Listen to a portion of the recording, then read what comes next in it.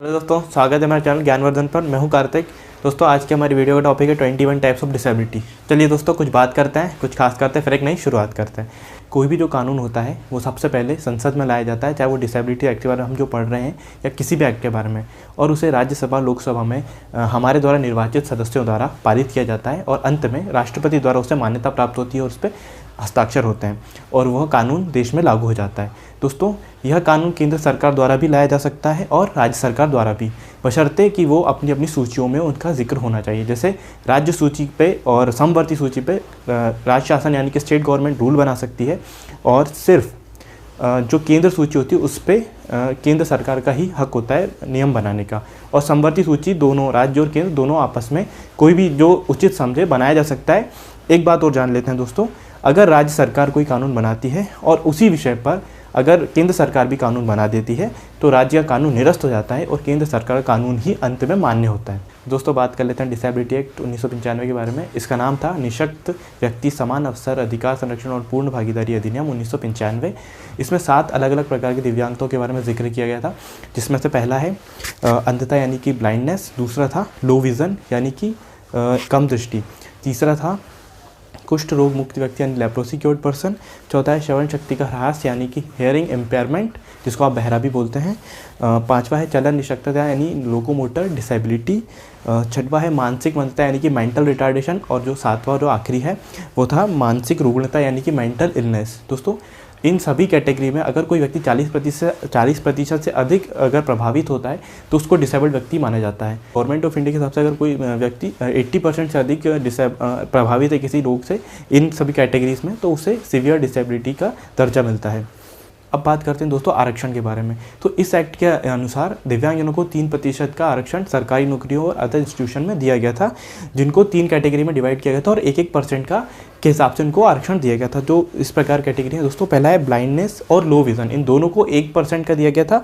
दूसरा था hearing impairment, इनको 1%, और तीसरा था लोकोमोटर डिसेबिलिटी जिसको 1%, मतलब टोटल मिला के 3% का आरक्षण इनको दिया गया था। दोस्तों, अब हम बात कर लेते हैं दिव्यांगजन अधिकार अधिनियम 2016, जो कि संसद में 2016 में पारित किया गया था और ये फिर पूरे देश में लागू किया गया। तो दोस्तों, इसकी खासियत ये थी कि इसमें 21 प्रकार की दिव्यांगताओं के बारे में बताया गया था। यानी जो पहले 7 प्रकार की दिव्यांगता की होती थी उसमें कई सारी, जैसे कि एसिड अटैक विक्टिम आपने देखा होगा मेरे थंबनेल में, और कई सारी जैसे कि बौनापन या ऐसी specific learning disability, other types की डिसेबिलिटी को इसमें शामिल किया गया जो निःशक्त अधिनियम 1995 में शामिल नहीं थी।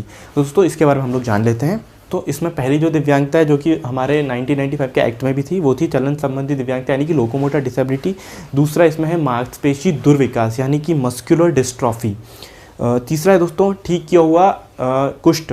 दोस्तों, जो लोग कुष्ठ रोग से ग्रसित होते हैं और फाइनली जो क्योर्ड हो जाते हैं तो उसमें उसके बाद कुछ डिसेबिलिटीज़ देखने को मिलती है, जैसे कि उनके हाथ पैर काम नहीं कर रहे होते हैं, तो उससे जो प्रभावित अंग होते हैं उसके आधार पर इनको डिसेबल्ड माना जाता है। उसमें अगर ये 40% से ऊपर अगर प्रभावित होते हैं तो वो डिसेबिलिटी में आ जाते हैं, तो जिसको हम बोलते हैं लेप्रोसी क्योर्ड। चौथा होता है दोस्तों बौनापन। दोस्तों, ये एक नई कैटेगरी है। इसमें 147 सेंटीमीटर से अगर कम हाइट का कोई व्यक्ति होता है तो वो बौनापन यानी कि 4 फीट 10 इंच, इससे कम अगर व्यक्ति या इससे कम अगर उसकी हाइट है तो वो बौनापन का शिकार है, यानी उसको डिसेबिलिटी का दर्जा प्राप्त है। पांचवा है दोस्तों प्रमस्तिष्कघात यानी सेरेब्रल पाल्सी। ये भी आपने सुना होगा दोस्तों। अब इसके बारे में डिटेल में गूगल सर्च करके देख सकते हैं कि ये क्या होता है। आज मैं सिर्फ और सिर्फ इसके टाइप्स के बारे में बात कर रहा हूँ, अभी मैं इनकी डिटेल्स के बारे में बात नहीं कर रहा हूँ। दोस्तों, नेक्स्ट है तेजाब हमला पीड़ित। दोस्तों, ये बहुत इंपॉर्टेंट है। इस पर अभी एक रिसेंटली मूवी भी बनी हुई है, छपाक नाम से, आप देख रहे होंगे, दीपिका पादुकोण, काफ़ी कंट्रोवर्सी बनी हुई है। तो एसिड अटैक विक्टिम्स को दोस्तों डिसेबिलिटी में शामिल किया गया है। एसिड अटैक का मतलब ये नहीं कि अगर किसी ने एसिड अटैक किया हुआ है और कोई जो पीड़ित व्यक्ति है उसको डिसेबिलिटी मिल जाएगी। वो डिपेंड करता है कि वो उससे कितना प्रभावित हुआ है, उसके बॉडी का उससे कितना नुकसान हुआ है दोस्तों। तो नेक्स्ट है कम दृष्टि यानी कि लो विजन, जो कि पहले भी एक्ट में था। नेक्स्ट था दृष्टिहीनता यानी ब्लाइंड, फुल ब्लाइंड, जो पूरी तरीके से देख पाने में सक्षम नहीं है, वो 100% ब्लाइंड में काउंट होता है। नेक्स्ट है दोस्तों डेफ, जिसको हम बहरा भी बोलते हैं। डेफ कैटेगरी पहले भी शामिल थी। नेक्स्ट है दोस्तों सुनने में कठिनाई यानी हार्ड ऑफ हियरिंग। ये भी एक डिसेबिलिटी का ही पार्ट है, मतलब जिन लोगों को कम सुनाई देता है उसका कुछ नॉर्म्स तय किए हुए हैं गवर्नमेंट ऑफ इंडिया ने, उनको कम दृष्टि कैटेगरी में रखा जाता है। नेक्स्ट है दोस्तों वाक और भाषा दिव्यांगता यानी language, speech and language disability. दोस्तों ये भी एक प्रकार की डिसेबिलिटी होती है, आप डिटेल में इसके बारे में गूगल कर सकते हैं।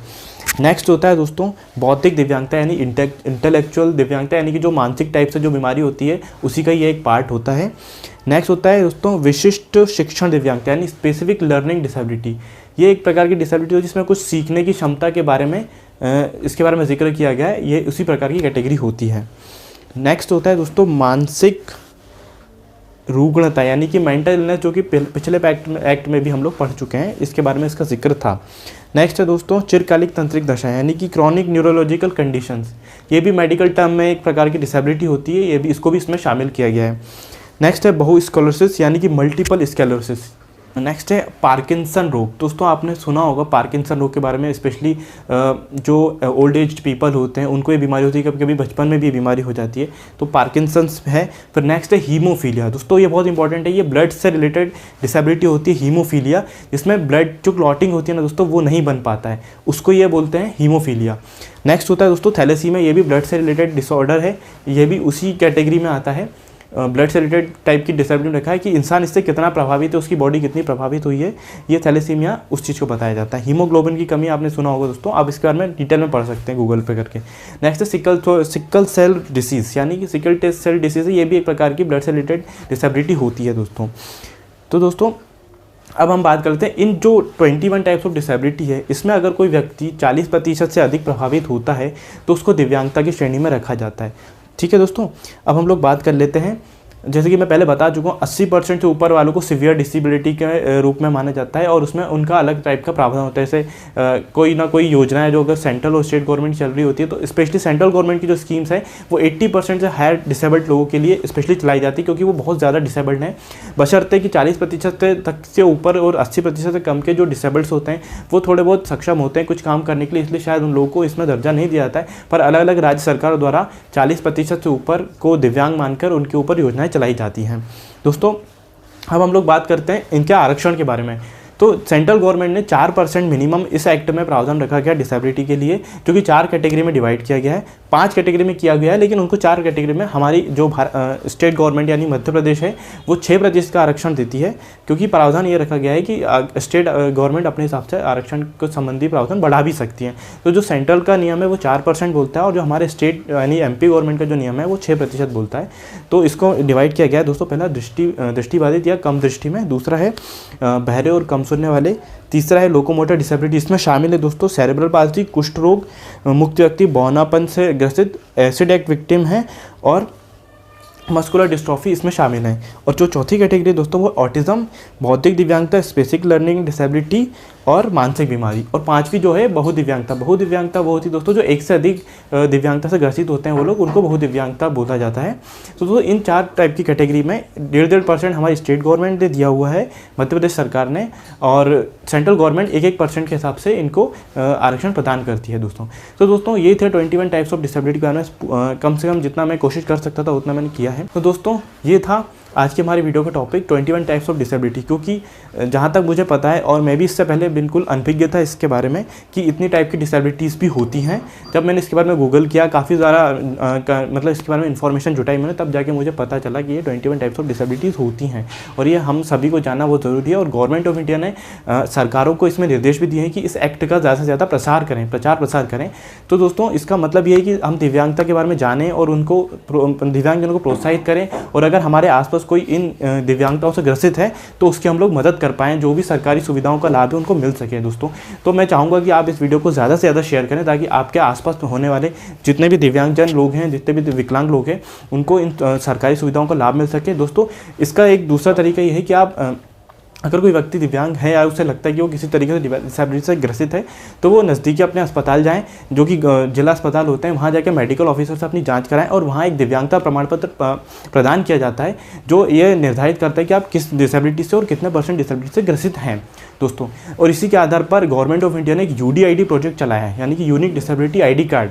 क्या होता है दोस्तों, अलग अलग राज्यों में अलग अलग तरीके के दिव्यांगजन जो सर्टिफिकेट बनाए जाते हैं वो किसी अदर स्टेट्स में या स्टेट में मान्य नहीं किए जाते कभी कभी। तो गवर्नमेंट ऑफ इंडिया ने एक रूपता लाने के लिए एक स्कीम चलाई है यूडीआईडी प्रोजेक्ट नाम से, जो कि आप उनकी वेबसाइट पर भी देख सकते हैं। इसके माध्यम से जो भी लोग डिसेबल्ड हैं उनको एक यूनिक आईडी प्रदान की जाएगी, जिसमें इन प्रकार की दिव्यांगताओं को उल्लेख होगा। और ये जो आईडी है दोस्तों पूरे स्टेट से लेकर सारे देश में लागू की जाएगी, ताकि कोई भी डिसेबिलिटी से ग्रसित व्यक्ति है उसको सभी सुविधाओं का लाभ मिल सके और एक रूपता है। तो दोस्तों आज की वीडियो में सिर्फ इतना ही, और मिलते हैं अगली वीडियो में। आपको अगर वीडियो अच्छा लगा हो तो मेरे चैनल को सब्सक्राइब करें। अब इस वीडियो को अपने फ्रेंड्स एंड फैमिली को शेयर करें, ताकि उनके आसपास जो भी डिसेबल्ड लोग हैं उनको इसका फ़ायदा मिल सके दोस्तों। तो मिलते हैं अगले वीडियो में, धन्यवाद।